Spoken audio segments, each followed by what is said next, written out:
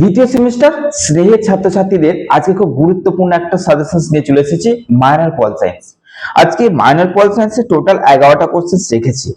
11টা প্রশ্নের মধ্যে আমি প্রথম যে 6টা প্রশ্ন বলবো, সেই 6টা প্রশ্নে অর্থাৎ পর পর হয়তো তোমাদের পরীক্ষা চলে আসবে, এতটা গুরুত্বপূর্ণ। একদম সেই 6টা প্রশ্নকে সেইভাবে তৈরি করবে যে চলো এমন ভাবে হয়ে গেছি, ওই 6টা প্রশ্নটা রেডি যে জাস্ট পরীক্ষা আসার অপেক্ষা। তো আজকে মাইনর পল সায়েন্সের মাত্র 11টা প্রশ্ন বলবো।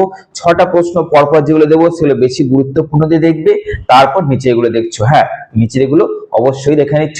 টোটাল 11টা প্রশ্ন মাইনর পল সায়েন্স। মাইনর গুলো আজকে সব শেষ করে দেওয়ার পর এবার তোমাদের এসএসসি কাল থেকে স্টার্ট করব। ওকে, তো চলো আগে সাবস্ক্রাইবটা করে নাও। এইটুকুই বলবো যে যদি এই প্ল্যাটফর্মটা ভালো লাগে এক্ষুনি সাবস্ক্রাইব করো, বেশি কথা বলবো না। মাইনর পল সায়েন্স রেডি, যে কটা কোশ্চেন দিচ্ছি এর বাইরে একটা আসবে না। তো চলো দেখে নাও প্রথম প্রশ্ন কি আছে। এইটাই প্রশ্ন পরীক্ষা পত্রে চলে আসবে। কি আছে? রাজ্য ও কেন্দ্রের মধ্যে আইনগত ও অর্থনৈতিক এই যে দুটো সম্পর্ক আছে, এই দুটো তোমাদের করতে হচ্ছে। আইনগত অর্থনৈতিক যে সম্পর্ক, দেখো আইনগতটা সব থেকে বেশি ইম্পর্টেন্ট। ওকে, আচ্ছা 2 নম্বর প্রশ্ন ক্ষমতা। ক্ষমতা দেখো রাষ্ট্রপতি, প্রধানমন্ত্রী, মুখ্যমন্ত্রী, এই যে তিনজন আছে, এই তিনটে পদাধিকারীদের মধ্যে সব থেকে ইম্পর্টেন্ট রাষ্ট্রপতি। আমি কিন্তু তোমাদের দিচ্ছি ঠিক আছে, অবলিক দিয়ে দিয়ে, কিন্তু সব থেকে বেশি ইম্পর্টেন্ট সেটা কিন্তু বলে দিলাম, রাষ্ট্রপতিটা। ওকে, 3 নম্বর পার্লামেন্টে বিল পাসের পদ্ধতি আলোচনা করো। নেক্সট 4 নম্বর হচ্ছে হাইকোর্ট, হাইকোর্টের গঠন, ক্ষমতা, কার্যাবলী, এইটাই তোমাদের পরীক্ষায় আসবে।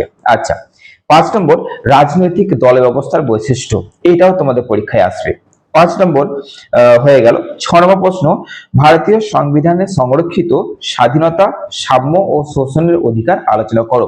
এর মধ্যে স্বাধীনতা ও সাম্য হচ্ছে মোস্ট ইম্পর্টেন্ট। ওকে, আচ্ছা এবার চলো শুরু করছি। 7 নম্বর প্রশ্ন হচ্ছে কি, গণপরিষদের গঠন ও কার্যাবলী এবং এর বৈশিষ্ট্য। গণপরিষদের যে বৈশিষ্ট্যগুলো আছে সেটা তোমাদের করতে হচ্ছে, প্রধান বৈশিষ্ট্যগুলো। 8 নম্বর প্রশ্ন হচ্ছে রাষ্ট্রপতির ভেটো এবং জরুরি ক্ষমতা আলোচনা করো। এটা কিন্তু 5-এ আসবে, রাষ্ট্রপতির ভেটো আর জরুরি ক্ষমতা।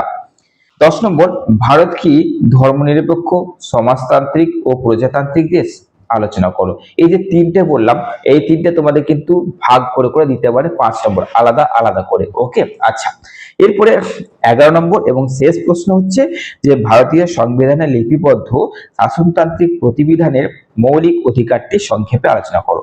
দেখো এইখানটা কিন্তু তোমাদের কোশ্চেনটা এইভাবে ঘুরিয়ে দেবে যে 32 নম্বর ধারায় উল্লেখিত লেখগুলি আলোচনা করো।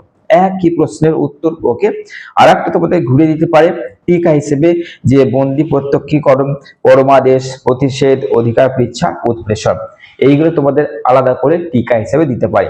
এবার তোমাদের বলে দিই, এই যে 11 নম্বর প্রশ্নটা তোমরা এমন ভাবে করবে যে এই 5টাই যেন করা হয়ে যায় একটা নোটের মধ্যে। এরকম নোটস তো তোমাদের আছে আশা করছি। কিন্তু এবার যদি বলা হয় এই যে বন্দি প্রত্যক্ষীকরণ, গণপরিষদ, এইগুলোর মধ্যে সব থেকে বেশি ইম্পর্টেন্ট কোনটা? সরি, গণপরিষদ পরমাদেশ। সব থেকে বেশি ইম্পর্টেন্ট বন্দি প্রত্যক্ষীকরণ আর পরমাদেশ। যদি 5 নম্বরের টিকা হিসেবে দেয় না, তাহলে এই দুটোই দেবে। তাহলে 11টা কোশ্চেন তোমাদের বলে দিলাম, মাইনর পল সায়েন্সেস, মাইনর বাংলা আর মাইনর আর একটা সাবজেক্ট বাকি আছে, দিলেই সব শেষ। আর সংস্কৃত আর সোশিওলজিটা আমি আজকে আশা করছি দিয়ে দেবো, মানে সেকেন্ড সেমিস্টার সম্পূর্ণ শেষ করে এসএসসি স্টার্ট করব। ওকে, এক্ষুনি এরকম একটা প্ল্যাটফর্মে সাবস্ক্রাইব করো, যে প্ল্যাটফর্ম কিন্তু গুছিয়ে সাজেশন দিচ্ছে। দুম করে একবার ওটা দিয়ে দিলাম, দুম করে ওটা দিয়ে দিলাম, এটা করবো না। একদম গুছিয়ে মেজর মাইনর শেষ হবে, মেজর মাইনর শেষ করার পর এসএসসি স্টার্ট হবে। আর এসএসসি এমন ভাবে দেবো, ভাবতে পারবে না যে এইভাবে কেউ এসএসসি দেয়, তখনই দেখে নেবে। চলো সাবস্ক্রাইবটা করে রাখো, মারাত্মক ভাবে তোমাদের জন্য আসতে চলেছি। একটা স্টুডেন্টকে সাপ্লি পেতে দেবো না, সেই প্ল্যানিং এ কিন্তু আমি এসেছি। দেখা যাক কতটা কি করতে পারি, তোমাদের সাপোর্ট ছাড়া করতে পারবো না। ভালো থেকো, সুস্থ থেকো, অবশ্যই চ্যানেলটাকে সাবস্ক্রাইব করে বন্ধুদের মধ্যে ছড়িয়ে দাও।